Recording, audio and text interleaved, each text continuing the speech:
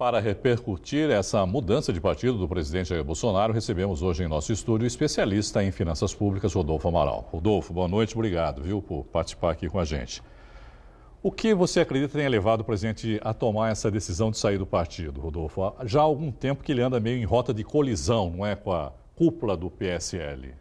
Na verdade, boa noite a você, Irineu, boa noite ao telespectador. Eu acho que, na verdade, o PSL, da forma com que nasceu, já foi uma coisa um tanto quanto precipitada.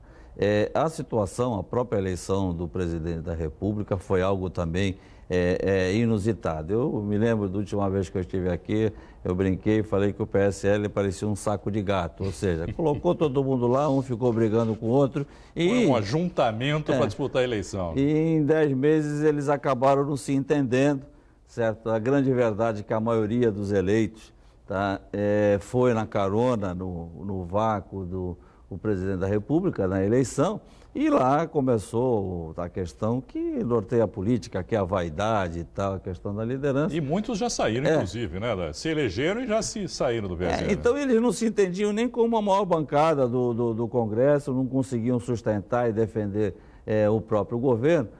Mas, de qualquer modo, eu acho que o presidente da República se precipitou com o anúncio dessa nova legenda. Primeiro, porque toda hora que nós discordávamos do partido, nós tivemos que criar uma legenda. Eu não sei onde vai parar esse país. Aliás, o ministro Marco Aurélio deu uma declaração a respeito disso. Ele é ministro do STF, mas é também o substituto do Tribunal Superior Eleitoral, dizendo que já existem partidos demais no país e pode ser que caiba a ele julgar, por exemplo, a criação desse novo partido aí do presidente Bolsonaro.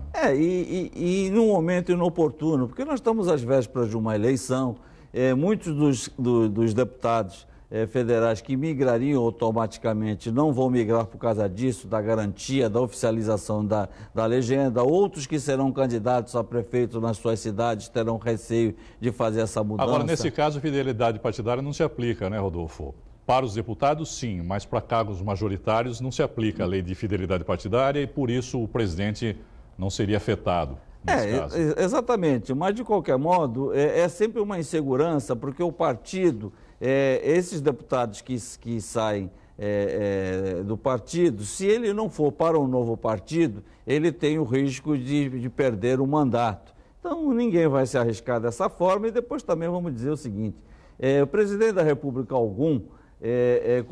precisou necessariamente do seu partido para ter maioria no Congresso. É verdade que antes se fazia aquela política do dando que se recebe, certo? Cargos, ministérios. O presidente da República atual adotou uma nova diretriz e está pagando o preço. Isso certo? Pode gerar alguma instabilidade econômica para o país?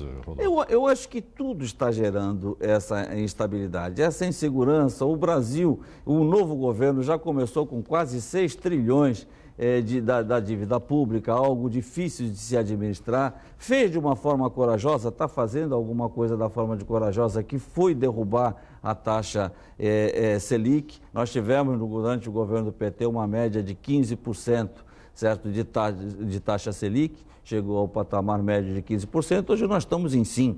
Certo? Não é nada, no cômputo de um ano, como a Selic remunera 50% do valor dos títulos da dívida pública, nós estamos falando algo de uma economia em torno de 200 bilhões de reais. É um valor extremamente expressivo e em médio e longo prazo vai dar resultado.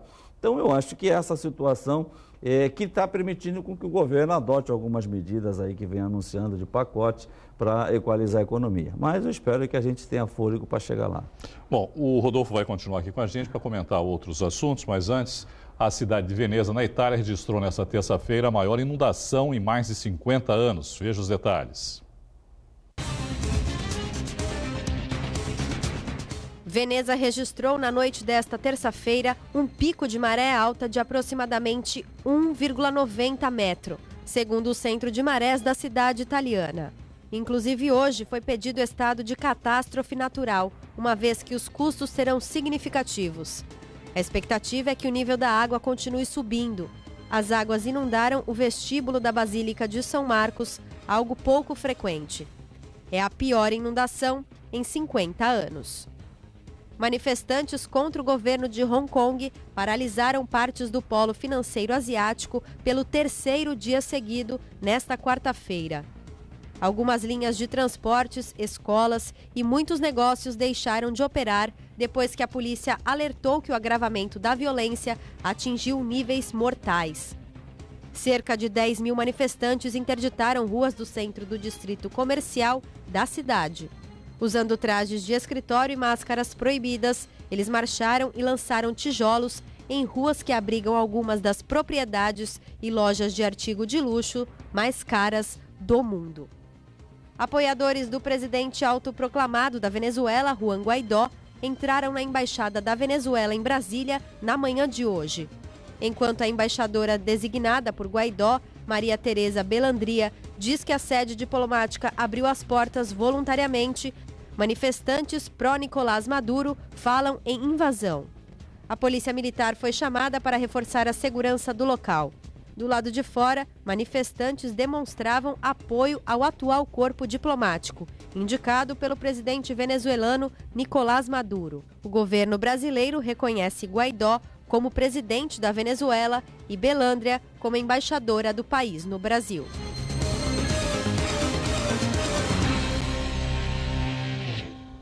Nós continuamos aqui com o especialista em finanças públicas, Rodolfo Amaral, para comentar agora essa confusão que aconteceu de manhã lá na Embaixada da Venezuela em Brasília. Qual é a situação hoje na Venezuela e qual é também a posição do governo brasileiro?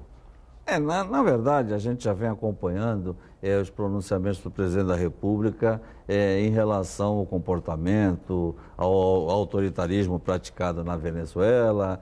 Ou seja, essa animosidade ela já existe politicamente de uma forma oficial. A própria Venezuela, embora tenha embaixada aqui, retirou o embaixador. Então, esse conflito já existia. Evidentemente, a Venezuela, aqui dentro, ela acaba representando um símbolo para os governantes de esquerda, os simpatizantes de esquerda, e um símbolo no sentido contrário para a direita. Era esperado até em função dos últimos acontecimentos, da liberdade concedida ao ex-presidente Lula, que esses movimentos acontecessem. Tá? Não foi à toa que foi exatamente em torno de uma embaixada. A eleição do presidente da Argentina. Exatamente. Esse clima de intranquilidade, evidentemente que não é bom para ninguém, não é bom para a economia, esse tipo de conflito. O exagero, em alguns momentos, do presidente da República também ficar com esse apoio aos Estados Unidos, que, por sua vez, também tem as suas restrições à Venezuela. Eu acho que não é bom para ninguém esse tipo de conflito, esse tipo de manifestação. Eu acho que as pessoas e os grupos políticos e ideológicos, eles têm condições de fazer um debate salutar em cima de ideias, em cima de fundamentos. É isso que a gente espera, é isso que a sociedade está esperando de todos nós. Tem alguma consequência econômica também isso? Quer dizer, qual é o nível de relação econômica hoje entre Brasil e Venezuela? Eu acho que não tem. Aliás, a Venezuela está numa situação caótica, tendo todo o poderio que ela tem do ponto de vista aí, de reservas de petróleo, ela acabou se esvaziando, até porque os Estados Unidos encontraram alternativas de independência de petróleo, o próprio Brasil com o pré-sal, ou seja, alguns países também de esquerda e que têm essa dependência do petróleo, como é o caso da Rússia, que acabam dando essa guarida à Venezuela. Não fosse isso, a situação seria ainda mais caótica, tá? Como também eu não sei como o governo da Venezuela ainda sobrevive de tantos os percalços, não fosse, evidentemente, o autoritarismo que tanto a esquerda brasileira critica, certo? Mas no caso da Venezuela, contraditoriamente elogia. Fecha os olhos. Rodolfo, obrigado mais uma vez pela sua participação e uma boa noite para você. Eu que agradeço.